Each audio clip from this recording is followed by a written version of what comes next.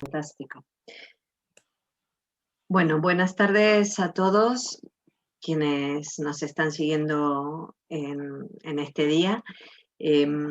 Comentaros que hoy es la tercera edición del ciclo de conferencias Perfiles de la China Contemporánea que lleva adelante el Instituto Confucio de Madrid, en el cual invitamos a diferentes investigadores de disciplinas académicas diferentes, como pueden ser la economía, la sociología, la ecología, la lengua, etcétera, a que nos muestren un panorama introductorio sobre fenómenos relacionados con la China contemporánea.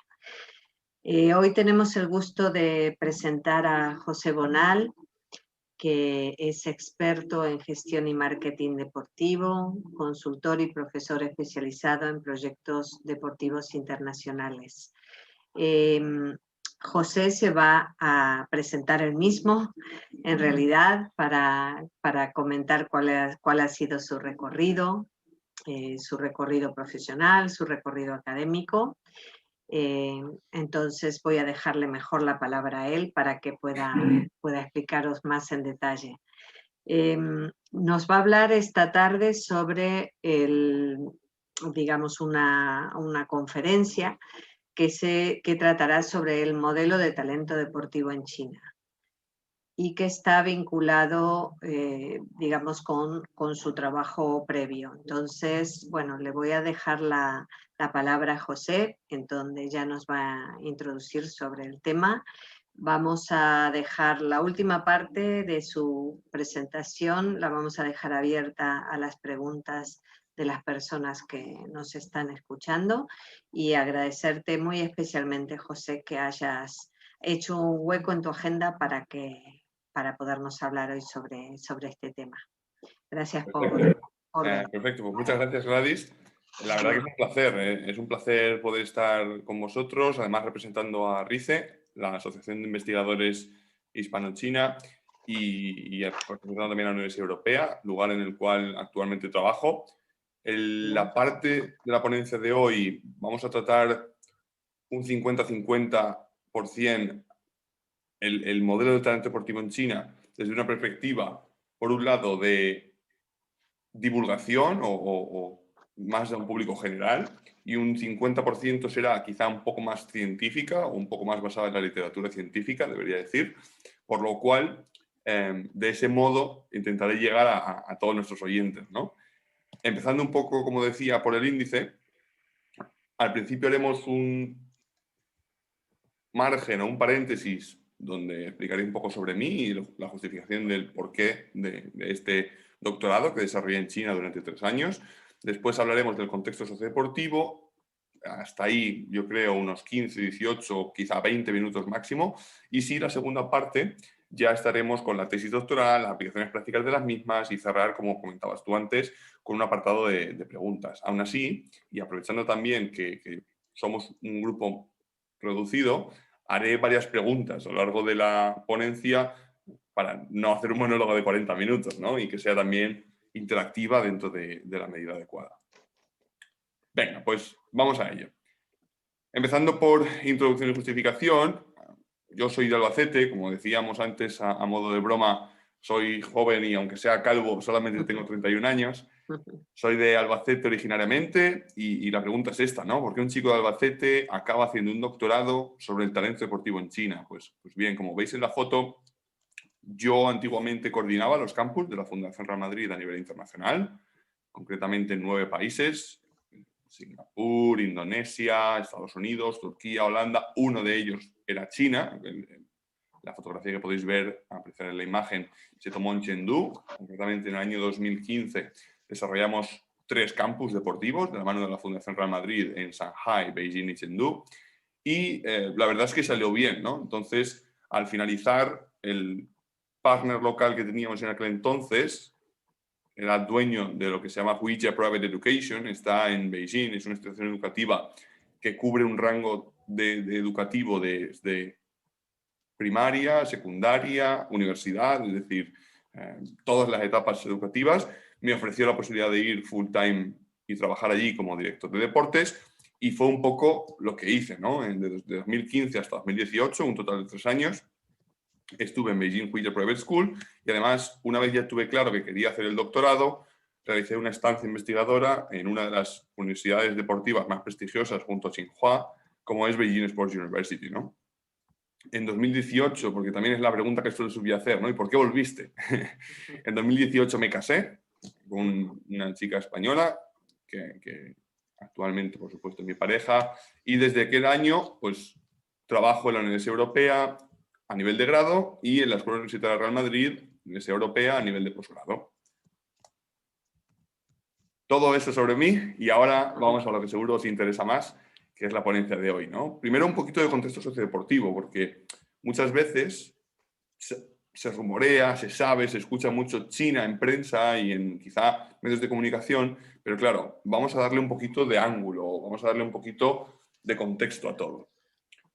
Desde el año 87, el PIB chino se ha multiplicado por 6. Entonces, claro, esto, cuando hablamos de un quinto de la población mundial, es algo muy importante, ¿no? Porque algo que ayuda y que hace de palanca a nivel deportivo es la economía del país, es obvio. Entonces, vamos a hablar un poco en este primer apartado de cómo tanto los programas olímpicos a nivel deportivo como los clubes y el sistema federativo se han aprovechado de este crecimiento económico y cómo eso se ha visto reflejado en las diferentes competiciones. Además, y esto es otra cosa importante, ¿no? Antiguamente pensábamos en China como un país tercermundista o quizá de baratijas, ¿no? Porque al principio lo que llegó a España en los años 60, 70 de China era las tiendas de 100 pesetas, ¿no? Las tiendas de Made in China, poca calidad. Hoy en día, Made in China significa todo lo contrario.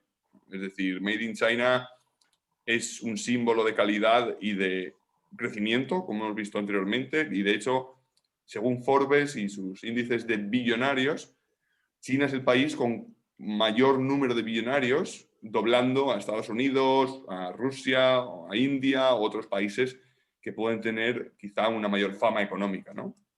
El ejemplo este me gusta mucho del crecimiento de Shenzhen, ¿no? En 30 años. Y claro, cuando aplicamos todo esto al deporte, podemos ver una gran inversión extranjera, desde las grandes marcas del deporte que han querido ir a conquistar ese mercado, como desde clubes que han querido exportar su talento deportivo, ¿no? Esto es importante. Hablamos desde un punto de vista de marketing, 100%, como se ve en pantalla con NBA, hasta, como digo, academias de talento. Aquí cuando hablamos de academias, veis el titular, por ejemplo, de hace unos años, en el que se veía el C de Tenerife, el Club Deportivo Tenerife, abriendo su academia en Shenzhen. Y es importante que diferenciemos aquí para saber un poco en qué punto estamos o qué sabéis de esto. Me gustaría haceros la palabra y lanzar una pregunta, y es, ¿creéis que las academias del Club Deportivo Tenerife, Barça, Madrid, Liverpool, Chelsea, cuáles creéis que es su objetivo cuando llegan a China? Alguien, porfa, que se anime, abra el micro. Hacer dinero. Hacer dinero, escucháis. Sí, sí, han dicho hacer dinero. Esto es la realidad.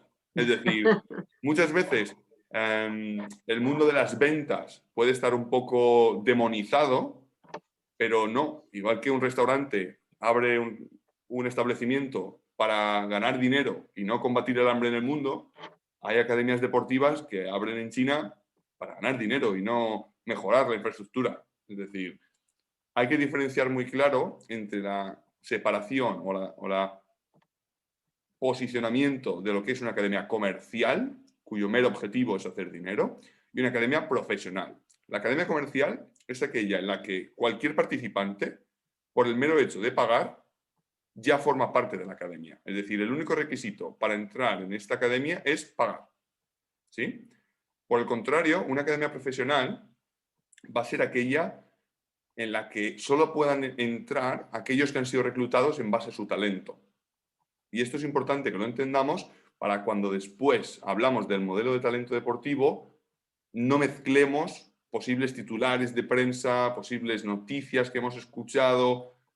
la mayoría de esas noticias de prensa hacen referencia a academias comerciales, es decir, academias cuyo objetivo es expandir la marca Tenerife, Borussia, Liverpool, etcétera, y que cualquiera que pague, da igual si ha jugado al fútbol antes, no, sea alto, bajo, delgado, gordo, todo da igual, con que paguen son reclutados. Por el contrario, las profesionales van a ser aquellas que tan solamente recluten a un número muy corto, muy concreto de jugadores y donde sí se va a intentar implementar el modelo de desarrollo de talento. Bien. Un segundo. Ahí. Eso en cuanto a la estructura de talento. Vamos ahora a dar un contexto del deporte a nivel social y a nivel institucional. Históricamente, el deporte en China se ha asociado mucho al salud, también al ejército, ¿no? A la milicia. Sin embargo, hay un problema a nivel educacional y a nivel de, vamos a llamar, la cultura general china, entre comillas, y es que consideran que el deporte es una distracción, a no ser que seas deportista profesional. Es decir, en cualquier colegio o en cualquier institución española entendemos el deporte como una parte fundamental de la caracterización del individuo, ¿no? De la construcción del carácter. Sin embargo, y en propia experiencia he podido hablar yo mismo con multitud de padres y podemos ver en algunos estudios, muchos padres prefieren que sus hijos estudien inglés, matemáticas y consideran estas asignaturas vitales y el deporte una distracción con respecto a estas asignaturas. Ese es uno de los principales problemas que hacen o que afectan indirectamente a la cantidad de niños que se dedican al deporte. Esto es importante, como veremos después, por lo que se llama el embudo piramidal. Es decir, si yo tengo una base de niños que juega, de esa base habrá unos que sean buenos, de esos buenos habrá unos que tras entrenar sean muy buenos y de esos muy buenos habrá otros que tras seguir entrenando sean excepcionales. Cuanto mayor sea la base en la cual inicia el embudo, mayor probabilidad de que en los diferentes escalones puedan llegar a mejores jugadores excelentes, ¿no? En España, por ejemplo, el embudo es muy amplio, porque la cantidad de niños y de niñas que practican deporte de base es muy amplia. Entonces, esto con respecto a China, como decimos, es un factor a tener en cuenta. A nivel institucional, muy rápidamente, porque podríamos estar horas, ¿no? Hablar un poco de la evolución y el punto de inflexión que para mí fue Beijing 2008. Es decir, la preparación de Beijing 2008 y las consecuencias posteriores. Históricamente, siempre hablaríamos de tenis de mesa o de bádminton como reyes históricos. Sin embargo, y desde 2008, y esa internacionalización del deporte, cada vez vemos el baloncesto o el fútbol, deportes más internacionalmente conocidos, y su gran crecimiento dentro de China, a tal punto que las cuotas y audiencias televisivas de fútbol o de baloncesto ya hoy en día superan con creces a cualquier torneo de bádminton o de tenis de mesa. ¿Por qué entonces de todas estas personas no son capaces de organizar 5 buenos jugadores de baloncesto o 11 buenos jugadores de fútbol? Esa es la pregunta, ¿no? ¿Cómo una población de 1,4 billones de personas no es capaz de reunir talento en 11 de fútbol o 5 de baloncesto? Pues bien, es importante que entendamos un concepto en chino que se llama el Zhuguo Tichi, ¿no? Es un concepto que en el 1980 el Ministerio de Deporte introdujo y es un poco el orgullo de la nación, ¿no? Esto, ¿qué quiere decir exactamente? Pues el orgullo de la nación desde 2 prismas.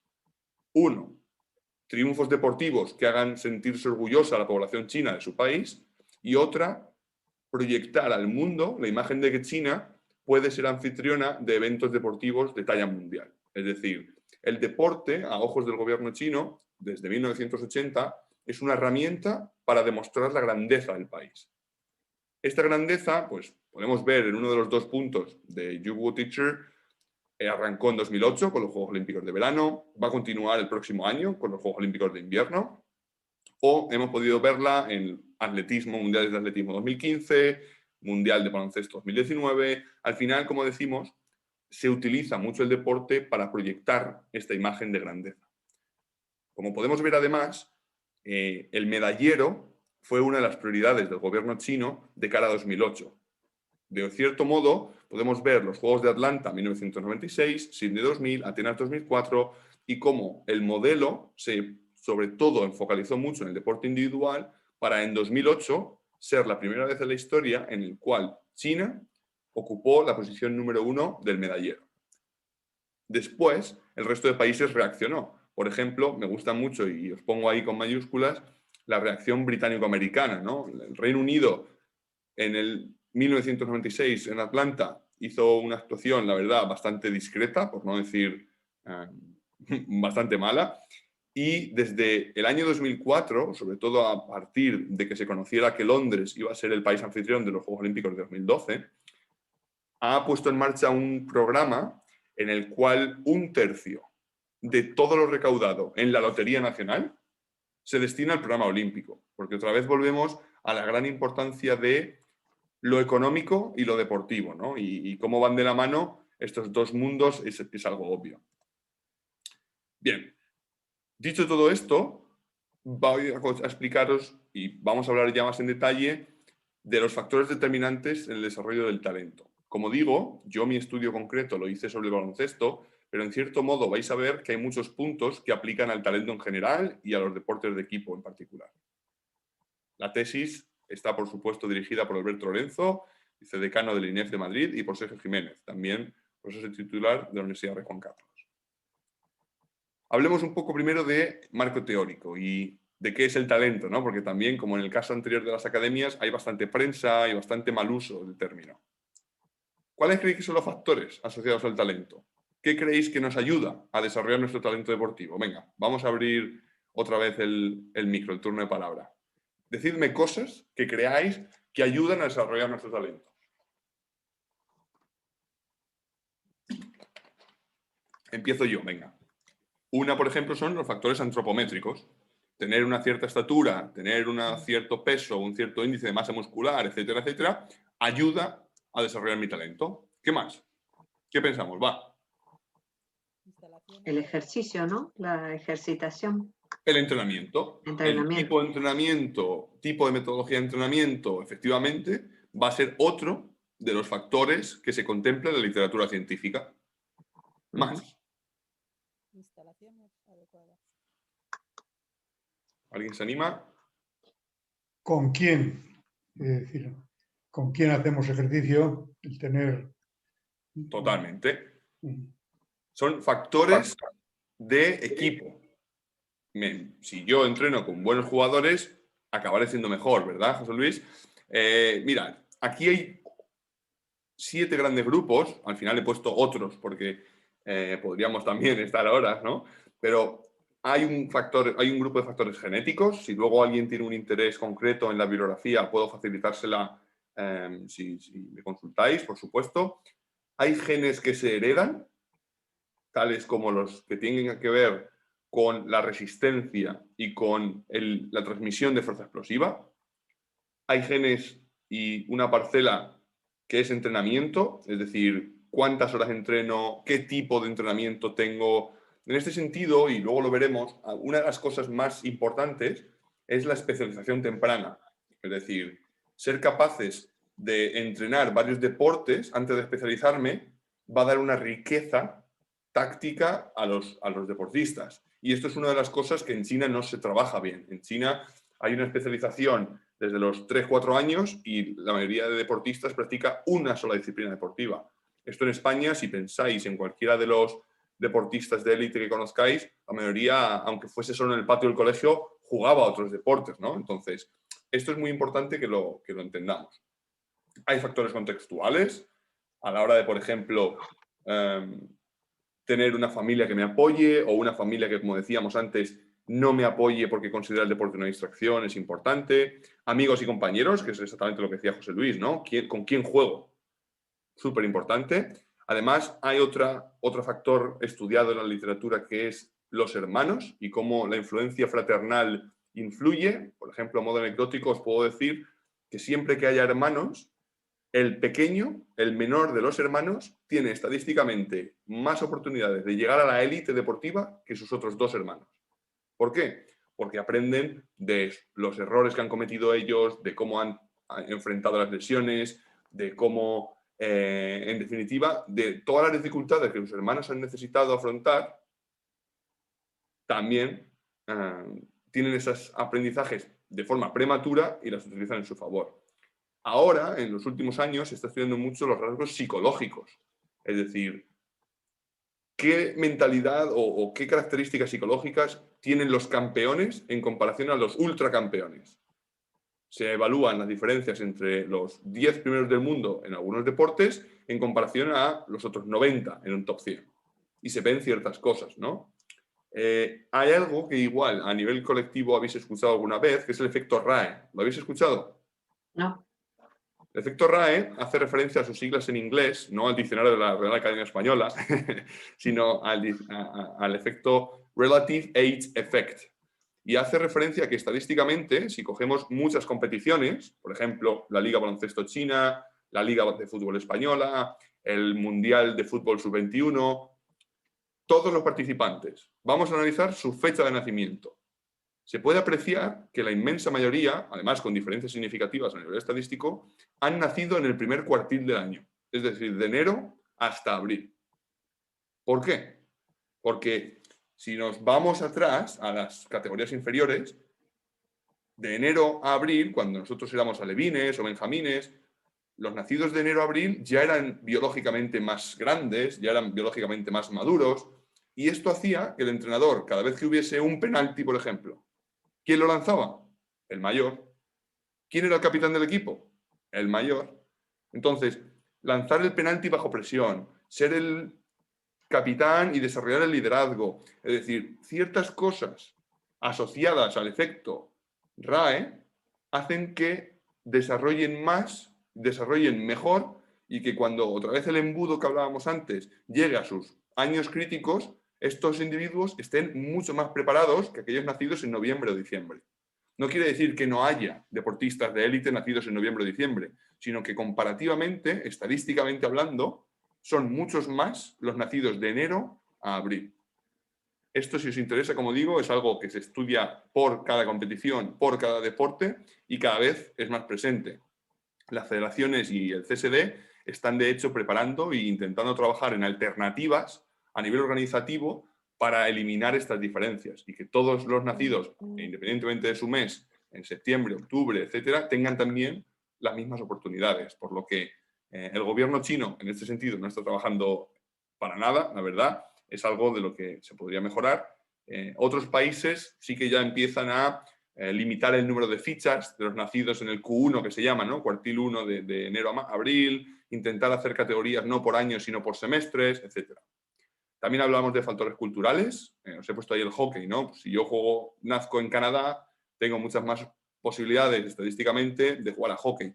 ¿Por qué? Porque la cultura deportiva nacional va enfocada a un deporte muy concreto. Lo mismo en España y enlazo con otros, ¿no? Con la estructura gubernamental. Si yo nazco en España y camino por la calle, tendré acceso a pistas de fútbol y de baloncesto libres de pago. No acceso a pistas de esquí. Pues obviamente un austríaco va a desarrollar más las habilidades de esquí que un español, o un español va a desarrollar más que alguien de Tanzania sus habilidades de fútbol o baloncesto. ¿Sí?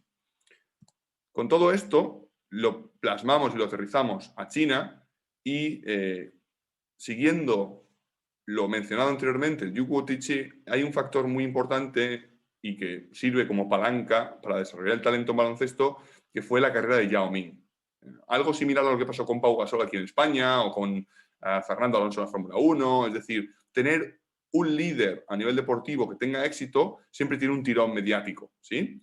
Entonces, a raíz de ese tirón mediático de 2013, el sistema federativo y el sistema escolar funcionan de la siguiente manera en China.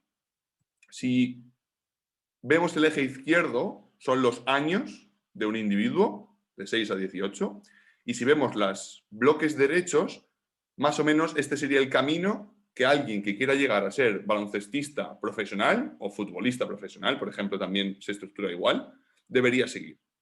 De 6 años a los 10 debería reclutarse, 6 a 9 de hecho, debería ser reclutado por un colegio especializado.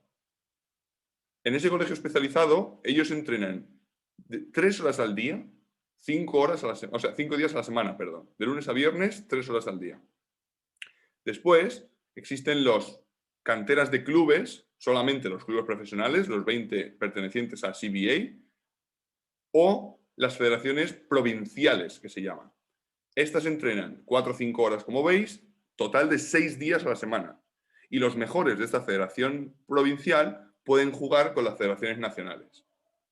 Después de esas federaciones nacionales, puedo ascender a los clubes de Chinese Basketball Association, o lo que se llama CBA, que es una liga cerrada. Por otro lado, si solamente quiero divertirme, puedo jugar en clubes comerciales y de ahí acabar en lo que se llama la liga universitaria, Chinese University Basketball Association, CUBA, en su acrónimo. Muy poquitos de CUBA, o de lo que se llama un baloncesto recreativo de la rama educativa, acaban en Chinese Basketball Association. ¿Qué sacamos de todo este plasma o de todo este organigrama? Que desde bien pequeñitos, 6 años, el enfoque que se le da al deporte es puramente y principalmente un enfoque profesionalizado. Un enfoque de altos volúmenes de entrenamiento, y esto dificulta mucho que los niños puedan generar engagement, puedan generar adhesión de larga duración. Hay un fenómeno a nivel psicológico que se llama burnout y habla de cuando los deportistas se cansan de su deporte, porque lo han practicado tanto y acaban no divirtiéndose, que de verdad acaban quemados, como dice el término en inglés, ¿no? Si lo traducimos literalmente. Este es uno de los problemas que presenta la metodología china de entrenamiento, que una falta de diversión en el entrenamiento y un exceso de profesionalización del entrenamiento hace que en el deporte colectivo, donde esto es muy importante, acabe suponiendo un problema. Porque bien, aquí la pregunta que subyace es ¿por qué este sistema no funciona en el deporte colectivo, pero obviamente sí funciona en el deporte individual? Es por la cantidad de incógnitas tácticas. Existen diferentes tipos de modalidades deportivas. Unas se llaman modalidades abiertas y otras modalidades cerradas. Cerradas son aquellas en las que las opciones a nivel táctico son pocas. Por ejemplo, los 100 metros lisos. Yo tácticamente no tengo que hacer mucho. Tengo que ponerme en la línea de salida y correr los 100 metros lo más rápido posible. Natación, exactamente lo mismo. Gimnasia artística, tengo que repetir mi ejercicio de 60 segundos una, otra y otra vez hasta que lo perfecciono. Sin embargo, en baloncesto, fútbol, voleibol, rugby, yo puedo hacer muchas cosas con el balón en la mano. Puedo avanzar, puedo pasar, puedo tirar, puedo botar. Esos son deportes abiertos. Pues bien, todos los efectos del burnout y del exceso de profesionalización deportiva afectan sobre todo a las modalidades abiertas y favorecen sobre todo a las modalidades cerradas. Es decir, si vemos un gimnasta chino hacer un ejercicio de anillas o de barras, es impoluto, es perfecto. ¿Por qué? Porque tiene disciplina, tiene mecanización automática, tiene una serie de parámetros que le funcionan muy bien al deporte individual. Pero si a este tipo de entrenamiento lo intentamos aplicar en disciplinas abiertas, ahí es donde no vamos a poder ver resultados satisfactorios. ¿Qué metodología se utilizó en este estudio del talento? Se utilizó lo que se llama bottom-up, en comparación o en detrimento de la up-bottom. Es decir, podemos utilizar toda la base y ver qué factores han pasado hasta llegar hasta arriba, o lo contrario, que es lo que hice yo. Analizar el itinerario vital de aquellos que ya han llegado a la cima y ver qué tienen en común. Concretamente, se hizo un estudio del itinerario vital de 11 jugadores de élite chino. Me atrevería a decir, y de eso estoy bastante orgulloso, que fueron de la máxima élite china. De hecho, fueron algunos que estuvieron en franquicias NBA, algunos que disputaron Juegos Olímpicos, Mundiales FIBA, NCAA, que es la Liga Universitaria Americana, de bastante nivel también. Veis un poco la descripción de la muestra en la parte derecha del cuadro, con gran participación, tanto como digo, Juegos Olímpicos, FIBA, gran nivel de experiencia, buenos parámetros de edad para poder hacer un flashback a su carrera y poder distinguir de verdad qué es lo que les ha ayudado a llegar hasta ahí. Y la verdad que los resultados, como vais a ver ahora, fueron bastante curiosos. Se hizo una codificación de resultados a nivel cualitativo utilizando el software QDA Miner. Si algunos estéis familiarizados con él o tenéis preguntas, puedo también responderlas después. Atlas T, quizás sea el otro que habéis escuchado más. Y bueno, la verdad que los resultados, como digo, dejaban cosas muy curiosas. 3 grandes niveles de influencia o de diferencias en cuanto a la influencia. Los 2 más influyentes fueron el contexto social y el contexto deportivo. Ahora nos analizaremos en detenimiento. En un segundo nivel de importancia nos encontramos las habilidades intraindividuales y los factores tácticos. Habilidades intraindividuales van a ser aquellas, sobre todo, que dependen de uno mismo, motivación personal, liderazgo, etc. Y después, en un nivel menor de importancia, aunque también relevantes, los factores físicos, los factores técnicos, antropométricos, como decíamos antes, y las habilidades interindividuales. Aquí hablaríamos, por ejemplo, de la cohesión grupal, el compañerismo, etc. Como digo, las agrupamos a nivel cualitativo en 4 dimensiones y lo que vamos a hacer ahora es analizar de forma breve, de forma general, porque no da mucho tiempo a más, cada una de las 4 dimensiones. La primera es la dimensión contexto social y podemos ver cómo la familia, la educación, la ciudad de nacimiento y los ídolos fueron claves a la hora de desarrollar el talento para los jugadores de élite chinos. Primero, hablando de familia, hay que resaltar, y enlazo otra vez con lo que decíamos antes de las influencias fraternales, que hasta bien entrado 2015, la mayoría de familias chinas tan solo tenían un hijo, por lo que esa influencia fraternal no existía directamente. Además, una de las grandes motivaciones y uno de los grandes orgullos de todos los jugadores de élite chinos era su tradición familiar. Si, imagino, estáis en esta conferencia del Instituto Confucio de Madrid, ya conocéis la cultura china y sabéis de sobra que la tradición familiar es muy importante en las raíces culturales chinas. Es decir, si mi papá y mi mamá son doctores, me van a presionar mucho para que yo estudie medicina, ¿no? Entonces, al menos de los 11 jugadores, en 10 casos, su padre, madre, abuelo, es decir, alguien de su familia cercana, era deportista de élite profesional. Entonces, esto era súper importante a la hora de elegir el baloncesto como deporte a practicar y de tener una dedicación completa al deporte. El segundo factor que es importante destacar es el educativo, y es que a la hora de ir a las federaciones provinciales, que hablábamos antes, se obliga a los deportistas a abandonar el sistema escolar. Es decir, a la edad de 12 años tienes que elegir entre una dedicación exclusiva para el deporte o el colegio, lo cual no es positiva desde un punto de vista táctica, desde un punto de vista de asimilación de conceptos, desde un punto de vista de memoria, desde un punto de vista de capacidad de aprendizaje. Y esto, a nivel metodológico, se estudia mucho con lo que se llama dual careers. También, si alguien está interesado, puedo pasarle al final o extenderme un poco más en esto, pero hay grandes estudios, y en España, en el INEF de Cataluña, Torregrosa, por ejemplo, o José María Chamorro estudian mucho esto, de cómo el sistema educativo y combinar el deporte con el sistema educativo ayuda a los atletas a entender mejor sus emociones, a tener mejor capacidad de aprendizaje del entrenador, etc. Otro de los factores fue la ciudad, en el sentido de que no es lo mismo nacer en Pekín que nacer en un pueblito, ¿no?, de Changsha. Los estudios que se han llevado a cabo tanto en España como en Estados Unidos como en Inglaterra hablan de que la mejor ciudad para nacer es una ciudad de tamaño mediano. Es decir, ciudades que proporcionen las suficientes infraestructuras como para tener instalaciones, canastas, pabellones, etcétera, pero que a su vez permitan destacar. Pongo el ejemplo español. En España se habla de ciudades que tengan desde los 30 hasta los 150.000 habitantes. Si yo nazco, vamos a hablar de alguna ciudad de ese margen, en Jaén, es mejor y tendré estadísticamente más probabilidades de llegar a la élite que si nazco en Barcelona o en Madrid.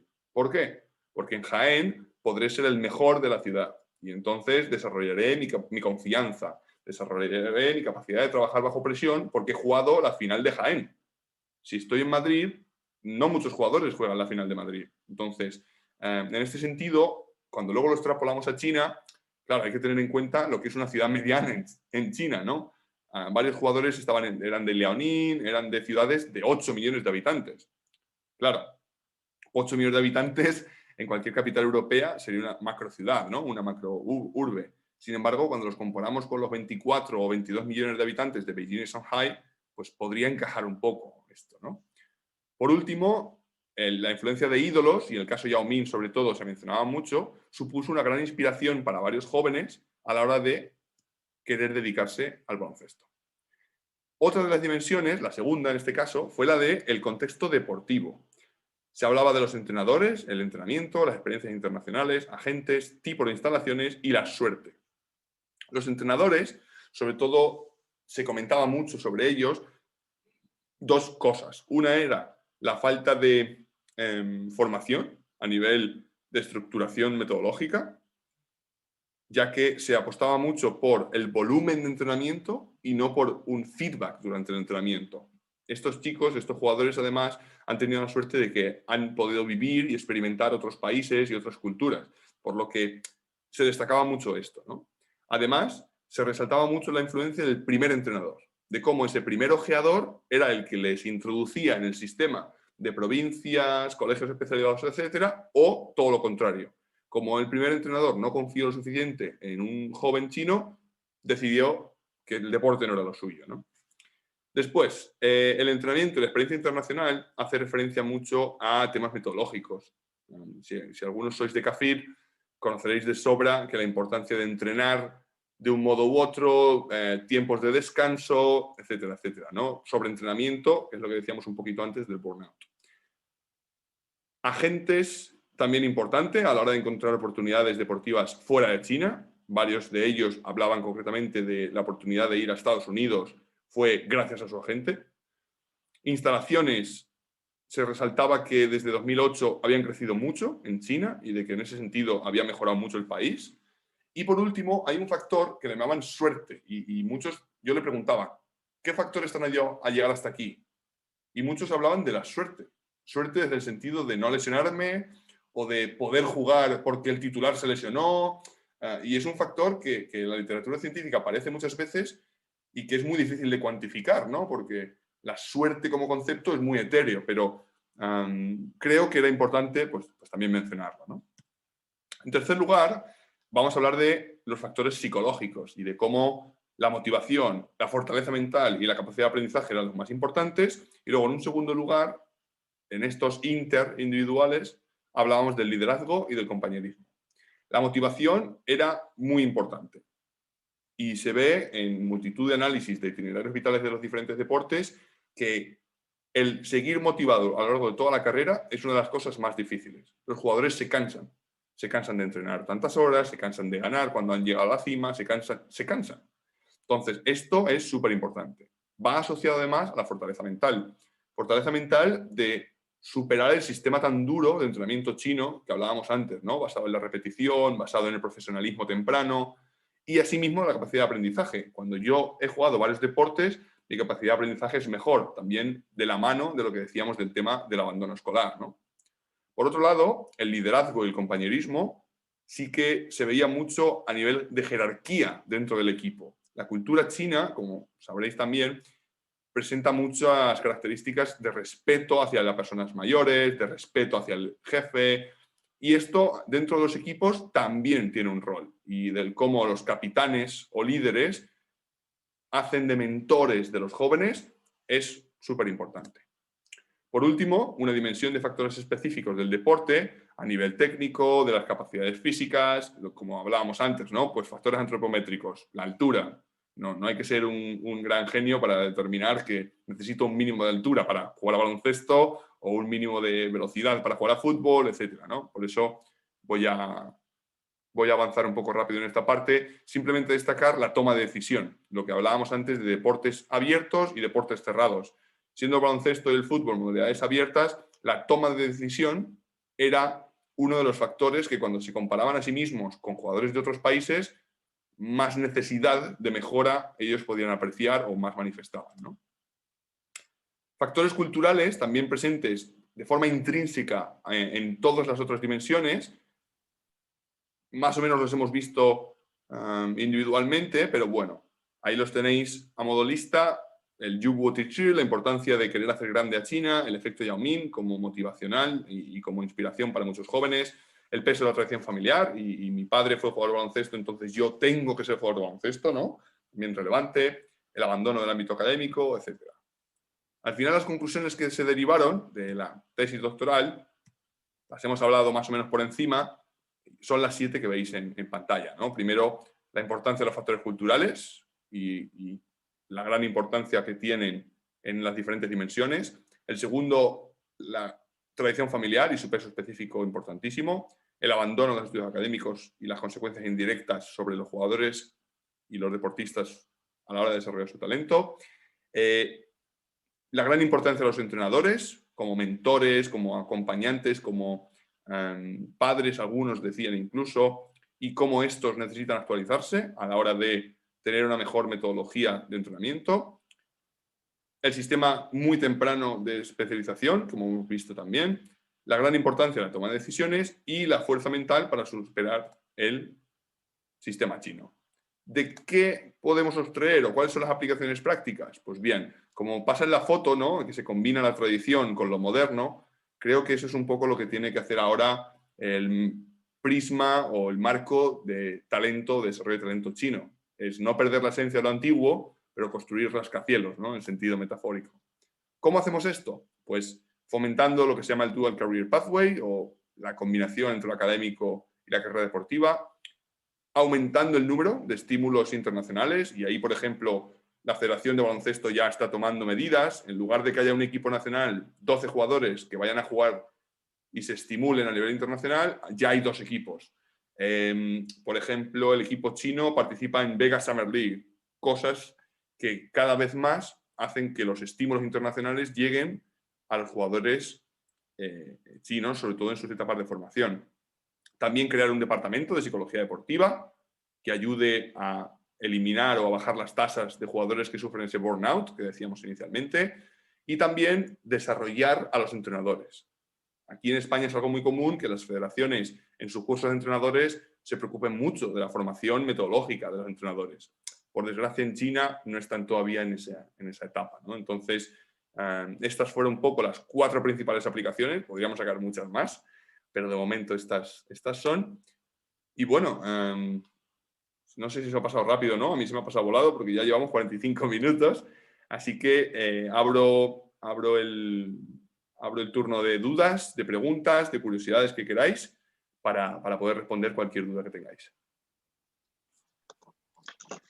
Muchas gracias, José. Y bueno, vamos a abrir el turno de preguntas.